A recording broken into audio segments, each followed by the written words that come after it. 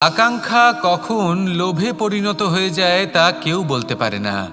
এবার তার পরিণাম কি হতে পারে তাও আমরা কেউ জানি না।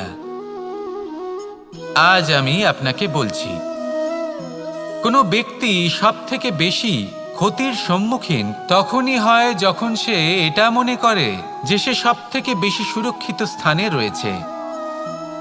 সে ভাবে যে সে সেখানে সুরক্ষিত রয়েছে। সে তখন অসাবধান হয়ে পড়ে, আর তখনই তাকে জীবনের সবথেকে বড় ক্ষতির সম্মুখীন হতে হয়। নিঃস্ব হয়ে যাওয়ার পরিস্থিতি কোনো মানুষের জীবনে তখনই আসে যখন তার কাছে প্রচুর সম্পত্তি থাকে এবং সে তার থেকেও অনেক বেশি সম্পত্তি অর্জন করতে চায়। সেই অনেক বেশি সম্পত্তি অর্জন করার চেষ্টায় সে এমন কিছু করে বসে যার ফলে তাকে সমস্ত সম্পত্তি হারাতে হতে পারে। একজন রচনাকার নিজেই নিজের প্রতিভা একদম শেষ করে দিতে পারে যখন সে অনেকগুলো কাজ নিজের কাঁধে নিয়ে নেয়। একটা গুরুত্বপূর্ণ কথা সবসময় মনে রাখবেন, আজ আপনি যেখানেই থাকুন না কেন, যেমনই যে কোনো স্থানেই থাকুন না কেন, এর পেছনে আপনার আকাঙ্ক্ষার একটা বিশাল ভূমিকা রয়েছে। কিন্তু মনে রাখবেন, আপনাকে শিখতে হবে যে কখন আর কিভাবে নিজের উচ্চাকাঙ্ক্ষাগুলিকে লাগাম পরাতে হবে, কারণ এটা অত্যন্ত আবশ্যক। তাই আসুন আর আমার সাথে ভালোবেসে বলুন, রাধা রাধা। রাত্রে আমরা সুখ নিদ্রা লাভ করি, আমরা স্বপ্ন দেখি, ভবিষ্যতের পরিকল্পনা করি, খুব ভালো লাগে।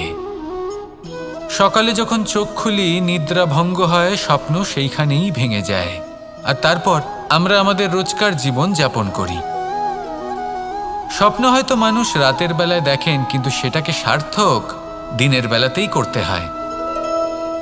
রাতে মধুর বাতাসের নিচে কোমল শয্যায় শুয়ে মাতার গলায় মিষ্টি গান শুনতে শুনতে নিদ্রায় আচ্ছন্ন হওয়া, স্বপ্ন দেখা, ভবিষ্যতের পরিকল্পনা করা বড়ই সরল। কিন্তু সকালবেলায় সময় মতো উঠে সূর্যের তাপ সহ্য করে, সেই উষ্ণতা সহ্য করে সর্বাঙ্গ ঘেমে গিয়ে নিজের পথ খুঁজে বের করা, সেই পথে অগ্রসর হওয়া, বাধা বিপত্তি এসবের সম্মুখীন হওয়া, আর তারপর লক্ষ্য লাভ করা, এগুলো কঠিন কাজ। এ হলো অত্যন্ত কঠিন কাজ। যদি আপনি চান যে স্বপ্ন আপনি দেখেছেন তা সত্যি হোক, তাহলে দিনের বেলায় আপনাকে বেরিয়ে কর্ম করতেই হবে, পরিশ্রম করতেই হবে। মনের এই চক্ষু দিয়ে স্বপ্ন দেখা সম্ভব, কিন্তু যদি আপনি বুঝতে পারেন যে এই স্বপ্নই হলো আপনার লক্ষ্য, তাহলে তাকে সার্থক করতে শুধুমাত্র পরিশ্রম দ্বারাই করতে হবে। তাহলে পরিশ্রম করুন আর আমার সাথে ভালোবেসে বলুন, রাধা রাধা। মানুষের জীবনে তিনটি গুণ অত্যন্ত প্রয়োজনীয়: শ্রদ্ধা, বিনম্রতা, যোগ্যতা। যদি জ্ঞান লাভ করতে চান তাহলে শ্রদ্ধার প্রয়োজন, যদি মান লাভ করতে চান তাহলে স্বভাবে বিনম্র হওয়া প্রয়োজন, আর যদি মনোবাঞ্ছিত স্থান লাভ করতে চান তাহলে যোগ্যতার প্রয়োজন। বিষয়টা সহজ। শ্রদ্ধা আপনাকে জ্ঞান দেবে, নম্রতা আপনাকে মান, আর যোগ্যতা উচিত স্থান দেবে।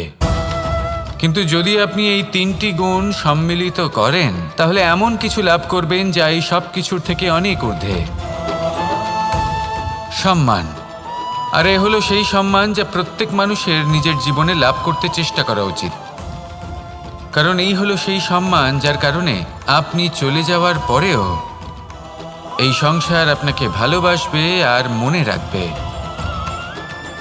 আসুন আমার সাথে ভালোবেসে বলুন, রাধা রাধা। অনেক সময় আমরা জীবনে অনেক মানুষকে এমন বলতে শুনে থাকি যে আমি অসফল হয়েছি কারণ আমার সময় ভালো যাচ্ছিল না। আমি এই জিনিসটা লাভ করতে চাইছিলাম কিন্তু করতে পারলাম না কারণ আমার সময়টা ভালো যাচ্ছিল না। আমি আমার জীবনে ওই মহান কাজটা করতে চাইছিলাম কিন্তু করতে পারলাম না। কেন? কারণ আমার সময়টা ভালো যাচ্ছিল না। কিন্তু যে মুহূর্তে ভালো সময় আমার জীবনে আসবে, আমি সব কিছু প্রাপ্ত করব। এমন প্রায় প্রত্যেকেই বলেন আসুন একটা কথা বোঝা যাক। একজন মালিকে দেখুন, সে প্রত্যেক দিন গাছের সেবা করে, তাকে জল দেয়, তার যত্ন আত্তি করে। কেন? প্রত্যেক দিন সেই গাছ ফল দেয় না। সঠিক সময় এলে তবেই সেই গাছ ফল দেয়, কিন্তু প্রত্যেক দিন মালি তার সেবা করে, তাকে যত্ন করে। শুধুমাত্র তখন করে না যখন সেই গাছ ফল দিতে সক্ষম। আর যদি মালি গাছের যত্ন প্রতিদিন না করে, তাহলে হয়তো সেই গাছ ফল দিতেই পারবে না। এটাই হলো আমাদের জন্য একটা শিক্ষা। যখন সময় আমাদের জন্য অপেক্ষা করে না, তখন আপনি সময়ের জন্য কেন অপেক্ষা করছেন? ভালো সময়ের জন্য অপেক্ষা করবেন না। ভালো এবং শুভ কর্ম দ্বারা ভালো সময়কে নিজের কাছে টেনে আনুন। নিরন্তর কর্ম করুন, পরিশ্রম করতে থাকুন। শুভ সময় আপনা থেকেই আপনার কাছে আসবে। আসুন আমার সাথে ভালোবেসে বলুন, রাধা রাধা। মানুষের এই সংসারে জীবনযাপন করার জন্য কিছু জিনিসের প্রয়োজন পড়ে। এমন কিছু আবেগ, এমন কিছু বস্তু আছে যেগুলো তার প্রয়োজন হয়। কিন্তু সব থেকে বেশি যে জিনিসটা তার প্রয়োজন হয় সেটা হলো সম্মানের। আমাদের ভালো লাগে যখন কেউ আমাদের সম্মান করে। আমরা কাউকে সম্মান করলে তারও সেটা ভালো লাগে। কিন্তু আপনি দেখবেন যে সংসারে বেশিরভাগ মানুষ দুটি মাপদণ্ডের ভিত্তিতে সম্মান করেন। হয় বয়স দেখে করেন বা উপার্জন দেখে, অর্থাৎ সেই ব্যক্তি কতটা উপার্জন করেন। এবার ভেবে দেখুন, এটা আবশ্যক নয় কারোর বয়স যদি বেশি হয় তার বুদ্ধিও ততটাই বেশি হবে। আবশ্যক এটাও নয় যে কোনো ব্যক্তি যদি অত্যন্ত ধনী হন বা তার মনও নির্মল হবে বা তিনি সৎকর্ম করবেন বা এমন কোনো কর্ম করবেন যাতে উনি সম্মান লাভ করতে পারেন। হতে পারে উনি ধনী কিন্তু দুশ্চরিত্র। সেই জন্য বয়স বা উপার্জন দেখে কোনো ব্যক্তিকে সম্মান করবেন না। কর্ম দেখুন। যদি গভীরভাবে ভেবে দেখেন তাহলে দেখবেন যদি কোনো মানুষ কোনো সৎকর্ম করেন তাহলে তার প্রতি হৃদয় থেকে সম্মান জাগ্রত হয়। এটাই হলো সেই সম্মান যা অর্জন করতে হবে। বয়স আজ আছে, কাল আরো বৃদ্ধি পাবে। উপার্জন আজ আছে, কাল সেটা কমে যেতেও পারে। কিন্তু যদি আপনি নিরন্তর শুভকর্ম করতে থাকেন তাহলে আপনি মৃত্যুর পরেও অমর হয়ে থাকবেন। আসুন আমার সাথে ভালোবেসে বলুন, রাধা রাধা। পাপ এবং পুণ্য, এই দুই হলো সংসারের এমন দুই বিন্দু যাকে কেন্দ্র করে এই সংসারের চক্র ঘুরতে থাকে। আমরা যদি কোনো কর্ম বিচার করি, হয় পুণ্য নয় পাপের দৃষ্টিভঙ্গি দিয়ে, এটা হয় পুণ্য না হলে পাপ। কিন্তু এই পাপ এবং পুণ্য এই দুই নির্ভর করে প্রত্যেক মানুষের ওপর, তার চিন্তাধারা, তার পরিস্থিতির ওপর। ধরুন এমন একজন মানুষ যিনি অনেক দিন ধরে বনে পথ হারিয়েছেন, অনেক দিন হয়তো উনি কোনো খাবার খাননি। এবার এমন পরিস্থিতি চলে এসছে যে এবার যদি উনি খাবার না খান তাহলে হয়তো জীবিতই থাকবেন না। আর এমন অবস্থায় ওনার সামনে যদি কোনো প্রাণী আসে তাহলে তাকে শিকার করা, এটা কিন্তু তার কাছে পাপ নয়। এটা তো জীবিত থাকার একমাত্র উপায়। এটা তার কাছে পুণ্যসম। আর যদি আমি এমন একজন ব্যক্তির কথা বলি যিনি সরল, যিনি একটি সুখী, শান্ত, সুরক্ষিত জীবনযাপন করছেন, তার কাছে কিন্তু এটা পাপ। এইরকমই এই সংসারে ভিন্ন ভিন্ন পরিভাষা আছে পাপ এবং পুণ্যের। তার মধ্যে যদি আমি আপনাকে একটি সরল পরিভাষা দিই, সেটা হলো জীবনে যখনই কোনো কর্ম করবেন সেটা নিয়ে একটু ভেবে দেখুন যে এই যে কাজটা আমি করছি তার ফলে এই যে অন্য মানুষেরা আছেন এই সংসারে, তারা কি দুঃখ পাবেন? যদি তারা দুঃখ পান তাহলে সেটা পাপ। যদি আপনি এমন কোনো কর্ম করেন যার ফলে অন্যরা প্রসন্নতা লাভ করেন, তাদের মুখে হাসি ফুটে ওঠে, যদি তারা প্রেরিত হন, জীবনে সামনে এগোতে পারেন, তাদের বিকাশ হয়, তাহলে এটা হলো পুণ্য। তাই জীবনে সবসময় পুণ্য করতে থাকুন আর আমার সাথে ভালোবেসে বলুন, রাধা রাধা। বনস্পতি ফলনের জন্য আমাদের কিসের প্রয়োজন পড়ে? একটু ধরিত্রীর, একটু পরিশ্রমের আর একটা বীজের। এবার যদি মানুষের কথা বলি তাহলে এখানে ধরিত্রী হলো মানুষের এই জীবন, যেখানে মানুষ নিজের ইচ্ছের ফল ফুল ফলন করতে চায়। পরিশ্রম হলো আমাদের কর্ম, আর বীজ হলো আমাদের নির্বাচন। আমাদের বেছে নিতে হবে যে আমরা কি বপন করব, আম নাকি ফণি মনসা। এর মধ্যে আমরা কি পেতে চাই? রসালো ফলের ফলন চাই নাকি কাঁটার ফলন চাই, তা আমাদের উপর নির্ভরশীল। কিন্তু একটা কথা ঠিক, লক্ষ্য যেমনই হোক না কেন, জীবন যেমনই হোক না কেন, যদি আপনি লক্ষ্যের দিকে এগোতে থাকেন তাহলে কর্মের সাথে খামখেয়ালি আচরণ করতে পারবেন না। যদি আপনি এমন করেন তাহলে এটা আপনাকে একটা অনুচিত লক্ষ্যে পৌঁছে দেবে, সেটা কিন্তু নিশ্চিত। সবসময় এটা মনে রাখবেন, কর্মের সাথে খামখেয়ালি হবেন অর্থাৎ কর্মফলও আপনার সাথে খামখেয়ালি হবে। তাহলে নিষ্ঠার সাথে কর্ম করতে থাকুন আর নিজের লক্ষ্যকে প্রাপ্ত করুন।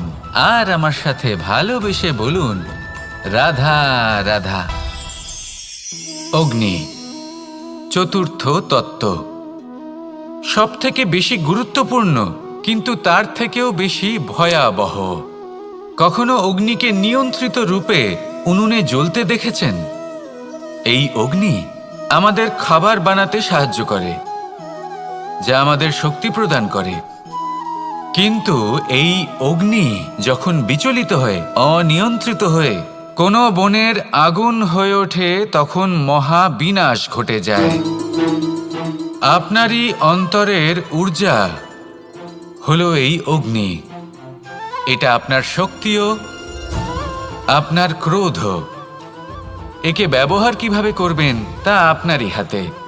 যদি কোনো ব্যক্তি নিজের অন্তরের এই ঊর্জাকে ব্যবহার করেন শক্তির রূপে, তাহলে সে বিকাশ ঘটাতে পারে, নির্মাণ ঘটাতে পারে। কিন্তু যদি কোনো ব্যক্তি তার অন্তরের ঊর্জাকে বিধ্বংসী অস্ত্র বানিয়ে ফেলেন, তাহলে নিশ্চিত রূপে মহা বিনাশ ঘটতে পারে, যাতে বিনাশ তারও অবশ্যই হবে। অনেক বছর পূর্বে এমনই এক আগুনের দ্বারা এই সুন্দর পৃথিবীর নির্মাণ হয়েছিল, আর অনেক বছর পূর্বে এমন এক আগুনেই সমস্ত জীব এবং সংসার বিলুপ্ত হয়ে গেছিল। এবার আপনি আপনার অন্তরের ঊর্জা দ্বারা বিনাশ ঘটাতে চান নাকি নির্মাণ ঘটাতে চান, সেই সিদ্ধান্ত আপনারই। আসুন আমার সাথে ভালোবেসে বলুন, রাধা রাধা। কখনো কখনো এমন হয়, আমরা আমাদের বাড়ির উঠোনে বীজ বপন করি আর তা বিকশিত হয় একটা সুন্দর বৃক্ষে। তার শাখাগুলি প্রতিবেশীর বাড়ি পর্যন্ত পৌঁছয়। ফলের বর্ষণ প্রতিবেশীর বাড়িতেও হয়ে থাকে, আর আমরা ভাবি গাছ আমরা উৎপন্ন করব আর ফল খাবেন আপনারা। এই কেমন কথা হলো? আপনাকে এই কথা বুঝতে হবে যে এসব হলো ভৌতিক বস্তু, সাংসারিক বস্তু। কখনো নিজের বাড়ির বাগানে ভালোবাসার গাছ বপন করে দেখুন, তার শাখাও প্রতিবেশীর বাড়ি পর্যন্ত পৌঁছবে, ফলের বর্ষণ সেখানেও হবে। কিন্তু সেই ফল চাইতে আপনাকে যেতে হবে না, সেই ফল দ্বিগুণ মাত্রায় আবার আপনার কাছেই ফিরে আসবে। তাই নিজের বাড়িতে আর নিজের মনে ভালোবাসার গাছ উৎপন্ন করুন। এই জীবন প্রসন্ন হয়ে বলবে, রাধা রাধা। অ দিয়ে অন্ত, আ দিয়ে আরম্ভ, এই দুইয়েরই রাশি সমান। যদি আপনি মন দিয়ে দেখেন তবে দেখবেন এদের সম্পর্ক খুবই নিবিড়। কিভাবে? যখন কোনো কিছু শুরু হয় এটা নিশ্চিত হয়ে যায় যে তা সমাপ্তও হবে। আরম্ভই যদি না হয় তা সমাপ্তও হবে না। যা আরম্ভ হয়েছে তার সমাপ্তি হলো অবশ্যম্ভাবী। এটাই হলো প্রকৃতির নিয়ম, একে এড়ানো যায় না। এবার এই কথা আমরা সকলে জানি। এবার মানুষ কি ভাবে যে সমাপ্তির পরে কি হতে পারে, এর উত্তর তাদের কাছে নেই। তাদের উচিত অন্য কোনো বিষয় ভাবা যা বেশি গুরুত্বপূর্ণ। এবার মানুষ এটা জানে না যে মৃত্যুর পরে কি হতে পারে, কিন্তু এই কথা অবশ্যই জানে যে জন্ম থেকে মৃত্যু পর্যন্ত এই সময়, যাকে আমরা জীবন বলে থাকি, এই সময় আমরা কর্ম করতে পারি। এই কথা তো আমরা জানি। তাহলে এমন কি কর্ম করা যেতে পারে যা আমাদের সমাপ্তির পরও আমাদের প্রাসঙ্গিক করে রাখতে পারে, এই বিষয়ে ভাবা উচিত। যে জন্মগ্রহণ করেছে তার মৃত্যু হবেই, এটা সাধারণ বিষয়। কিন্তু ইতিহাস আজও সেই সকল মানুষজনকে স্মরণ করেন যাদের এই সংসার তাদের মৃত্যু নয়, বরং তাদের জীবনকালে যে কর্ম তারা করেছেন তার দ্বারা মনে রাখেন। সেই কর্মের কারণে এই সংসারে তাদের নাম, তাদের কর্ম, তাদের ব্যক্তিত্ব, তাদের কীর্তি অমর হয়ে থাকে এবং থাকবে। আপনার কাছে এতটা সময় নেই যতটা আপনার মনে হচ্ছে আপনার কাছে আছে। সেই জন্য যত শীঘ্র সম্ভব শ্রেষ্ঠ কর্ম করুন, যতটা পারবেন ততটা অধিক সুকর্ম করুন। এই সংসারে নিজেকে অমর করে তুলুন আপনার মৃত্যুর পরেও। আর আমার সাথে ভালোবেসে বলুন, রাধা রাধা। ওমা, এ কি? আমি কখন থেকে এখানে অপেক্ষা করছি, হাত পেতে দাঁড়িয়ে রয়েছি যাতে একটা ফল আমার হাতে এসে পড়ে এবং সেটা আমি খেতে পারি। কখন থেকে অপেক্ষা করছি, কিন্তু সেটা হচ্ছেই না। এবার আপনি বলবেন যে এসব কি বলছি, এ কি অদ্ভুত কথা বলছি। যদি ফল খেতে হয় তাহলে আমাকে বৃক্ষে চড়তে হবে, ফলের কাছে পৌঁছতে হবে, তবেই তো ফল পাবো। এবার এটা অত্যন্ত সহজ ব্যাপার, কিন্তু এই বিষয়টা আপনি নিজের জীবনের প্রসঙ্গে ভেবে দেখুন।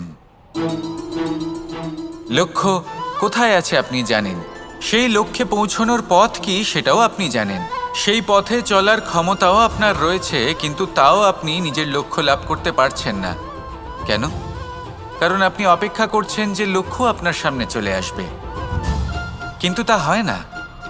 লক্ষ্য সে যাই হোক না কেন, ধন হোক, প্রেম হোক, কোনো সম্মান হোক বা মোক্ষ হোক, যদি আপনি তার দিকে অগ্রসর না হন তাহলে ফল প্রাপ্তি অসম্ভব ব্যাপার, তা কোনোদিনই হবে না। সেই জন্য আপনার চোখের সামনে আপনি যদি নিজের লক্ষ্যকে দেখতে পান তাহলে উঠুন এবং সেই দিকে অগ্রসর হতে শুরু করুন। নিজের অন্তরের সকল অশুভ গুণ দূর করুন, অলসতা ত্যাগ করুন, অজ্ঞানতা ত্যাগ করে দিন এবং চলতে থাকুন। অবশ্যই মনোবাঞ্ছিত ফল লাভ করতে পারবেন। মনে রাখবেন, চলতে থাকলে তবেই লক্ষ্যপ্রাপ্তি হবে। অপেক্ষার দ্বারা শুধুমাত্র মৃত্যু লাভ হবে। আসুন আমার সাথে ভালোবেসে বলুন, রাধা রাধা। পাখি কখন জন্ম নেয়, কখন উড়তে শেখে, কখন বাসা বানাতে শেখে, কখন নিজের মৃত্যু লাভ করে, এসব আমাদের মধ্যে কেউ জানি না। কিন্তু পাখি একটা কথা খুব ভালো করে জানে, যে এই সংসারে ও যা কিছুই করুক না কেন, এই সংসারের ওকে নিয়ে কিচ্ছু যায় আসে না। এবার আমরা কি করি? কোনো কাজ করার আগে আমরা এটা ভাবি যে এই সংসার যদি আমাকে দেখে ফেলে তাহলে কে জানে এই সংসার কি ভাববে, আমার প্রতিচ্ছবি কেমন তৈরি হবে কে জানে, কে জানে কি হবে আদি ইত্যাদি। এই সব ভাবনায় আমরা মগ্ন হয়ে যাই। কিছুটা এমনভাবে মগ্ন হই যে বর্তমানের কর্মের এই জীবনের যাত্রাপথে সেই সময়ের আনন্দ উপভোগ করতে ভুলে যাই। এবার দেখুন একটা পাখি কি করে, ওর কর্ম হলো গান গেয়ে চলা। ওই পাখি গেয়ে চলে, কেউ ওর গান শুনুক বা না শুনুক, কেউ আদৌ শুনছে কিনা সেই বিষয়টা নিয়ে সেই পাখির কিছুই যায় আসে না। সেই পাখি নিজের কর্ম করতে থাকে। হয়তো সেই জন্যই আপনি কখনো কোনো পাখিকে কাঁদতে দেখবেন না। এরকমই আপনাকে নিজেকে গড়ে তুলতে হবে। প্রথমে নিজেকে জিজ্ঞেস করুন, এই যে কর্ম আমি করতে চলেছি সেটা কি উচিত? যদি আপনার মনে হয় সেটা উচিত তাহলে সেটা প্রমাণ করুন। এটা ভাববেন না যে এই সংসার কি ভাববে। আসুন আর আমার সাথে ভালোবেসে বলুন, রাধা রাধা।